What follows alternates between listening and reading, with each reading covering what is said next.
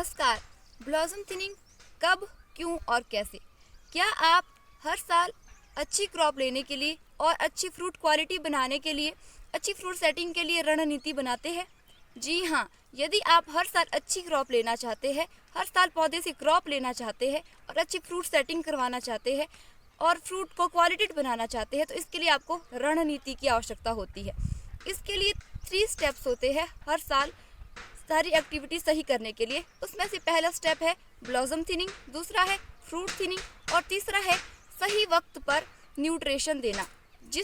जब पौधे को जिस न्यूट्रेंट की आवश्यकता है वह प्रोवाइड करवाना। तो आज हम बात करेंगे ब्लॉसम थिनिंग के बारे में कि ब्लॉसम थिनिंग क्यों आवश्यक है और कब इसे करना चाहिए। तो ब्लॉसम थिनिंग क्या होती है? जैसे यह क्लस्टर है तो इसमें से जो 5 यह फ्लावर्स है, इसमें से केवल एक फ्लावर आपको रखना होता है। ऐसा फ्लावर जो आपको हेल्दी होता है। वैसे तो इसमें किंग फ्लावर को रखना होता है, लेकिन यदि आपको अपने हिसाब से जो सही लगता है कि यह हेल्दी है वह रखना है और केवल एक ही रखना है। ऐसा आपको क्यों करना चाहिए? क्योंकि देखिए, यह जो शाखा ब्रांच आप देख रहे हैं, इस पर प्रत्येक बड पर फ्लावरिंग हुई है। यदि इसमें से सारे के सारे या इसमें से 5% भी सेट हो जाते हैं तो इस पर अच्छी खासी क्रॉप आ जाएंगी।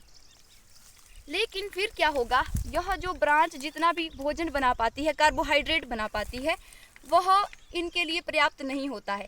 सारे के सारे यदि सेट हो गए तो इनके लिए वह पर्याप्त नहीं होता है, जिस कारण से फ्रूट साइज छोटा होता है और क्वालिटी फ्रूट नहीं होता है, फ्रूट पर कलर नहीं आता है। यदि आप क्या करते हैं, जैसे यहाँ पर आप देख सकते हैं, यहाँ पर केवल एक फ्लावर रखा गया है, फिर यहाँ पर भी फ्लावरिंग हुई थी, यहाँ से सारे रिमूव कर दिए गए हैं और इसको छोड़कर यहाँ पर फिर एक रखा गया है। यदि आप इस तरह से बैलेंस्ड क्रॉप लेते हैं तो क्या होता है, यहाँ पर जो फ्रूट बनने वाला है वह बहुत ही प्रीमियम फ्रूट, अच्छी क्वालिटी का, और जिस पर बहुत अच्छा कलर भी होगा और वह साइज में भी बड़ा होगा। इस तरह का यहाँ पर फ्रूट बनने वाला है, क्योंकि जितना भी यह पत्ते कार्बोहाइड्रेट बनाएंगे या यह इस ब्रांच के पास जितने भी न्यूट्रेंट्स होंगे वह सारे यहाँ पर लगने वाले हैं। यह जितने 4 रिमूव किए गए यहाँ से, तो यदि यहाँ पर चारों के चारों रहते तो क्या होता, जितने भी न्यूट्रेंट्स या कार्बोहाइड्रेट यहाँ पर बन रहा था वह इनके लिए भी देना होता था।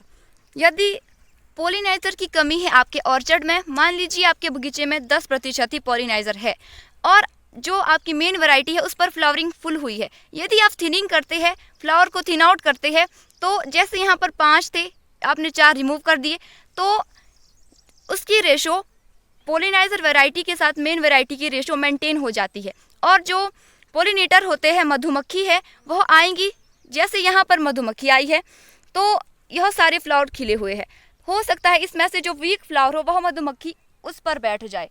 यदि यहाँ पर बैठेगी तो उसमें फर्टिलाइजेशन नहीं होगा, लेकिन मधुमक्खी वहाँ पर बैठेगी। इस तरह से मधुमक्खी के लिए भी आसान रहता है कि यदि यहाँ पर एक ही फ्लावर है तो उस पर ही बैठेगी और उस स्ट्रॉन्ग फ्लावर पर ही बैठेगी और उस पर फर्टिलाइजेशन हो जाएगा। और क्या होता है, जैसे यहाँ पर देखिए, यहाँ पर एक फ्लावर है, यहाँ पर तो यह जो बड हमने छोड़ा है, यहाँ पर भी फ्लावरिंग हुई थी, इसको थिन आउट किया है, तो यह अगली साल के लिए बड प्रिपेयर हो गया है। यह अगली साल यहाँ से पत्ते निकालेगा और यह यहाँ से फूल निकालेगा और यहाँ पर फ्रूट सेटिंग होगी, यहाँ पर फ्रूट मिलेगा और यहाँ पर पत्ते निकलेंगे। फिर यहाँ इसे भी थिन आउट करना है, यहाँ पर इस तरह से एक एक बड को छोड़कर यह आपको इस तरह से हर साल क्रॉप लेने में आसानी होती है, हर साल आपकी क्रॉप आएगी। वरना यदि हम ऐसा करते हैं कि सारे के सारे बड से हम अभी क्रॉप ले लेते हैं तो अगले वर्ष कुछ भी नहीं होने वाला है, अगले वर्ष यहाँ पर केवल पत्ते ही होंगे। अब इस वीडियो का कंक्लूजन निकालते हैं। क्या यदि आप ब्लॉसम थिनिंग करते हैं तो इससे एक तो क्या होता है, यहाँ पर अच्छा फ्रूट सेटिंग होगी, अच्छा क्वालिटी फ्रूट बनेगा, और जो आपने यहाँ से सारे रिमूव किए हैं तो यह अगले वर्ष के लिए यहाँ पर बीमा फल कलिका प्रिपेयर हो गई है और इसकी तैयारियाँ यह बड मई से शुरू कर देता है, मई के महीने से ही शुरू कर देता है। अगले वर्ष यहाँ पर फ्रूट आने वाला है। और क्या, जो पोलिनाइजर है और मेन वैरायटी है उसका आपस में तालमेल अच्छा बैठ जाता है। तो आपको ब्लॉसम थिनिंग करनी चाहिए अगली वर्ष की अच्छी क्रॉप के लिए, अच्छी फ्रूट क्वालिटी के लिए। आपको लालच में नहीं आना है कि मेरे अच्छे इस बार, हो सकता है आपकी इस बार ही अच्छी फ्लावरिंग हुई हो, आप उसको देखकर खुश ना हो, आपको ब्लॉसम थिनिंग ज़रूर करनी चाहिए, ताकि आपके अगले वर्ष भी अच्छी क्रॉप आए।